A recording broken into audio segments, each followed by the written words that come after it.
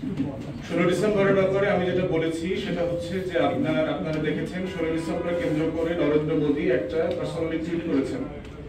এই টুইটে উনি বলেছেন যে 71 সালের ভারতের এই বিজয়কে উনি উদযাপন করছেন এবং ওই লড়াইতে যে হাজার হাজার ভারতীয় বীর সেনানীরা মারা গেছেন তাদেরকে তিনি শ্রদ্ধার সাথে স্মরণ করছেন।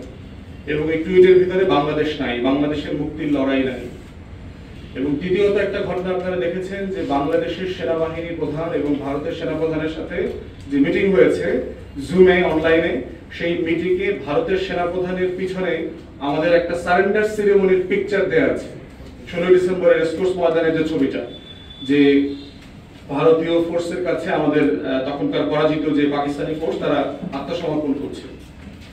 এবং এর বাইরে তো আপনারা রেগুলার টক শো দেখতে পাচ্ছেন, ইন্ডিয়ান মিডিয়া বাংলাদেশের এই অংশ নিয়ে যায়, ফেনী নিয়ে যায়, চট্টগ্রাম বন্দর নিয়ে যায়, মংলা নিয়ে যায়, এই আলোচনা চলছেই আর কি। এইসব প্রেক্ষিতে আমার বক্তব্য ছিল যে বাংলাদেশের কিছু বিষয়কে নতুন করে আলোচনায় আনতে হবে আমাদের নতুন বাস্তবতার নিরিখে। একটা জিনিস মাথায় রাখতে হবে যে স্বাধীনতার প্রশ্নে, সার্বভৌমত্বের প্রশ্নে কোনো কিছু মীমাংসিত না।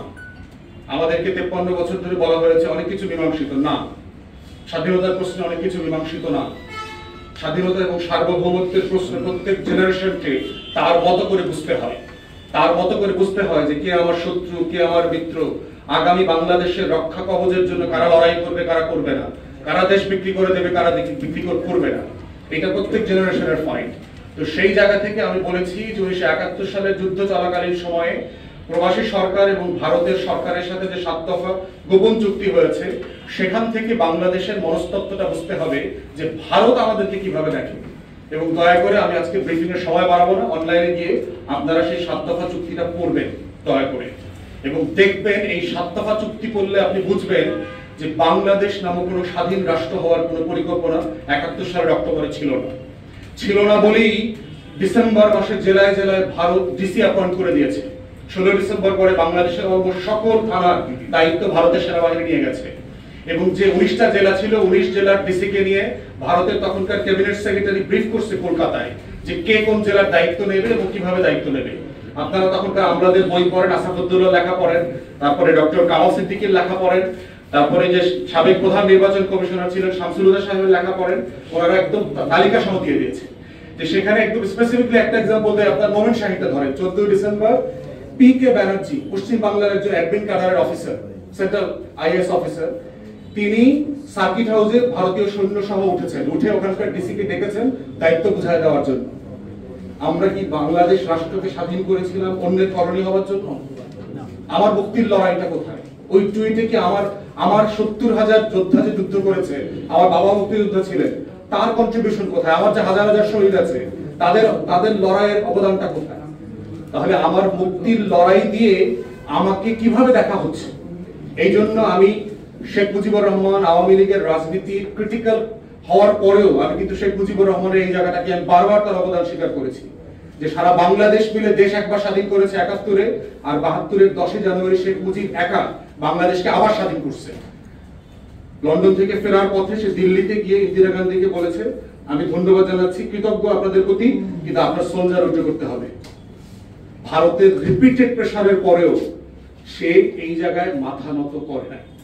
এবং 72 সালের 12ই মার্চ ফেয়ারওয়েল কুচকাওয়াজ দিয়ে ভারতীয় সোলজারদেরকে বিদায় দেওয়া হয়েছে।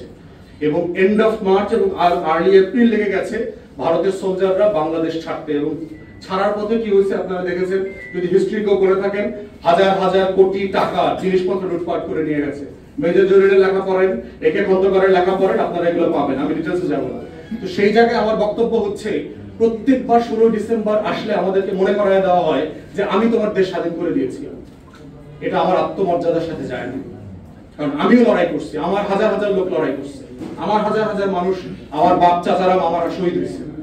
তাহলে আপনি আমাকে সাহায্য করছেন, এর জন্য তো আমি কৃতজ্ঞ। আপনাদের অফিসারদেরকে তো বাংলাদেশ রাষ্ট্র পুরস্কারও দিয়েছে, স্বীকৃতি দিয়েছে। আপনি কতদিন ধরে ঋণ শোধ করলে আমার ঋণ শোধ হবে, কতবার বললে পরে আমার কৃতজ্ঞতা শোধ হবে? সেই জায়গাতে আমরা বলেছি যে 16 ডিসেম্বর আত্মসমর্পণ দিবস হিসেবে পালিত হতে পারে। আর একটা বিষয় দেখেন, সেই জায়গাতে বাংলাদেশের কোনো প্রতিনিধিত্ব ছিল না। ফাইন, ইন্ডিয়ান সোলজারের কাছে আপনি ইয়ে করেন, সারেন্ডার করেন, ওসমানী পাশে বসা থাকলে কি ক্ষতি হইতো? সারা দুনিয়াতে অ্যালাইড ফোর্স সেকেন্ড ওয়ার্ল্ড ওয়ারের সারেন্ডার সেরিমনি দেখেন, অ্যালাইড ফোর্সের কমান্ডাররা একসাথে বসে আছে ওয়াশরুমে। জেনারেল ওসমানী সিলেট থেকে ফ্লাই করেছেন, ঢাকাতে আসবেন, তার হেলিকপ্টার ধরে গুলি করা হয়েছে, উনি পায়ে গুলিবিদ্ধ হয়েছেন, ভাগ্যিস মরে যান নাই। কেন কেন এটা করতে হবে? এইসব কারণে আমি বলেছি যে এটা আমার মুক্তির লড়াই একটা বড় জায়গা। কিন্তু এই ডিসেম্বর মাসে আমি ইন্ডিয়ান কলোনিতে পরিণত হয়েছিলাম। শেখ মুজিবুর রহমান, তাজউদ্দিন আহমেদের স্ট্রং পজিশনের কারণে 72 সালের মার্চ এপ্রিলে দেশ নতুন করে স্বাধীন হয়েছে। তো সেজন্য আমি বলছি যে তর্কের উপরে ভিত্তি করে এটা আলোচনায় আসা দরকার, কারণ রাষ্ট্র সাপেক্ষে আমি তো মীমাংসিত বিষয় দেখতে পাচ্ছি না এখানে। কারণ আমার মুক্তির লড়াইটা তো শেষ হয় নাই।